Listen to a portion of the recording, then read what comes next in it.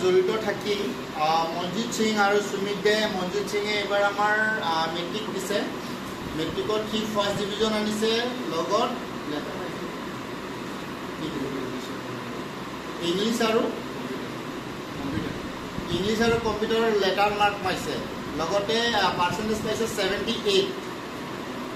আৰু আমাৰ হাই ছেকেণ্ডেৰী সুমিত দে, তোমালোকৰ চিনিয়ৰ চেণ্টাৰে ছেকেণ্ড অন ব্লেক বেল্ট। আৰু সি এইবাৰ হাই ছেকেণ্ডাৰী বহুত গা বেয়া আছিলে, তাৰপিছতো সি কাৰাটেৰ লগত জড়িত থাকি বহুত ভাল ৰিজাল্ট কৰিব পাইছে, য'ত আমি মই বহুত হেপী হৈছোঁ যে আমাৰ ষ্টুডেণ্ট দুজনে ভাল ৰিজাল্ট কৰিছে আৰু ফাৰ্ষ্ট ডিভিজন আনিছে। চ' মই এইটোৱে ক'ব বিচাৰোঁ যে কাৰাটেৰ লগত জড়িত থাকি তুমি ভালকৈ ৰিজাল্ট কৰিব পাৰা, তাৰ উদাহৰণ আমাৰ মনজিত আৰু সুমিত। চ' যদি কোনোবাই কাৰাটে ভাল কৰে, পঢ়া শুনা বেয়া কৰে, তাৰমানে একো লাভ নাই। আমাৰ ইহঁতে কাৰাটেও ভাল শিকি আছে আৰু পঢ়া শুনাটো ভাল কৰি আছে। চ' তোমালোকৰ পৰা মই সেইটো এক্সপেক্ট কৰিম, ভালকৈ কাৰাটে প্ৰেক্টিছ কৰা, ভালকৈ ভাল মানুহ হোৱা আৰু ভাল ৰিজাল্ট যাতে আনিব পাৰা। আজি ইহঁতে যিটো ৰিজাল্ট আনিছে মই বহুত হেপী হৈছোঁ, কাৰণ ইমান কষ্ট কৰি কাৰাটে শিকি মনজিতক পিটি বেচৰাক ইমান মাৰ খাই সি আজি পঢ়া শুনাৰ লগতে ইমান ভাল কৰি ফাৰ্ষ্ট ডিভিজন মাৰি লেটাৰ মাৰিছে, 78% পাইছে, বহুত ডাঙৰ কথা। চ' মই নিজে নহয় তেনেকুৱা বাৰু, ভাল লাগিছে।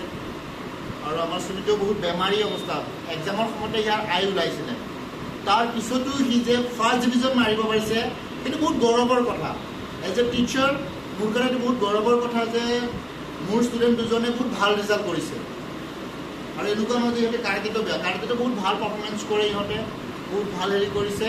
তাৰ কাৰণে মই ইহঁতক এখনি ফুলাম গামোচাৰে ফেলিচিয়েট কৰিম।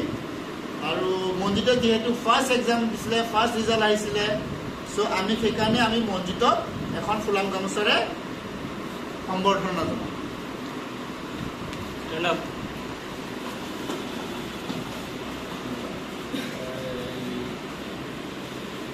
ত' আমি মনজিতক এখন ফুলাম গামোচাৰ সম্বৰ্ধনা জনাইছোঁ। আগন্তুক দিনত মনজিতক আৰু হাই ছেকেণ্ডেৰীত ভাল ৰিজাল্ট কৰা, আৰু অলপ মোবাইল চোবাইলৰ পৰা দূৰত থাকিবা, ভালকৈ পঢ়া শুনা কৰিবা, স্কুলৰ নাম, নিজৰ নাম, মা পাপাৰ নাম, সকলোৰে নাম যাতে গৌৰৱময় কৰা। যেনেকুৱা আজি মই প্ৰাউড ফিল কৰিছোঁ যে মনজিত ফাৰ্ষ্ট ডিভিজন মাৰিছে আৰু বহুত ভাল কাম কৰিছে। ঠিক আছিলে, মনজিত ইভিন কি আছিলে, আজি মোৰ সমনীয়া হৈ গ'ল। ত' সেইটোৱে মোৰ কাৰণে বহুত প্ৰাউড ফিল যে ইমান সৰুৰ পৰা কাৰাটে কৰি আজি ভাল ৰিজাল্ট এটা আনিব পাৰিছে, মই বহুত হেপী হৈছোঁ। চ' থেংক ইউ মনজিত।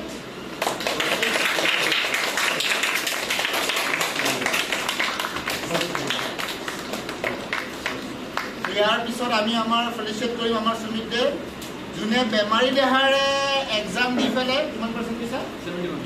71% পাইছে, য'ত তাৰ দুটা ছাবজেক্টত খুবেই বেমাৰ আছিলে। আই ওলাই পেলাই এতিয়া মুখত তাক দেখিছে তোমালোকে। চ' বহুত কষ্ট কৰি তাৰপিছতো যে ই 71% পাইছিল, বহুত গৌৰৱৰ কথা। আৰু ইয়াকো ক'ব লাগিব যে বহুত ভাল কৰিছে ৰিজাল্ট, আৰু আগলৈকে যাতে আৰু ভাল কাম কৰা, দুটা আৰু ভালকৈ পঢ়া আৰু ভালকৈ কাৰাটে কৰা, আৰু ইনশাল্লাহ আমি একদিন জাপান যাম 2030 যদি জীয়াই থাকোঁ। তেনেকুৱা এইবাৰ মই গৈ আছোঁ অক্টোবৰত, নেক্সট 13ত মই আশা কৰিম সুমিতৰ লগত যাতে জাপান যাব পাৰোঁ, লগতে মনজিতো। আৰু যদি আৰু কোনোবা যোৱা তেতিয়াহ'লে আপোনাৰ লগৰ কাৰণে যদি কিবা অলপ অসুবিধা হয়, যদি মই পাৰোঁ মই হেল্প কৰিম, স্পেচিয়েলি সুমিতৰ মনজিতৰ লগত। অ'কে, চ' ইয়াত ইমান ধুনীয়া লেটাৰ, চ' ফাইনেন্সৰ লেটাৰ কৰিছে, তাৰমানে আমাৰ ফাইনেন্স মিনিষ্টাৰ হ'ব পাৰিব অলপ চলপ, সেইখিনি কাটি দিব লাগে। চ' ইমান হেৰি কৰিছে, ইমান কষ্ট কৰি বেমাৰী দেহাৰে যে পঢ়ি শুনি ইমান ডাঙৰ হেৰি কৰিছে, ইমান ভাল এটা এচিভমেণ্ট কৰিছে ড্ৰিমছ হাউচৰ কাৰণে। আৰু ড্ৰিমছ হাউচে সেই তৰফতে বহুত হেপী যে মনজিত আৰু সুমিতক লৈ পেলাই, আৰু তোমালোকৰ ফালৰ পৰা তোমালোকৰ পৰা আশা কৰিম যে তোমালোকে যাতে বহুত ভাল ৰিজাল্ট কৰিব পাৰা। ঠিক আছে, তাৰ কাৰণে এতিয়া আমি সমন্বয় এখন জনাম ফুলাম গামোচাৰে।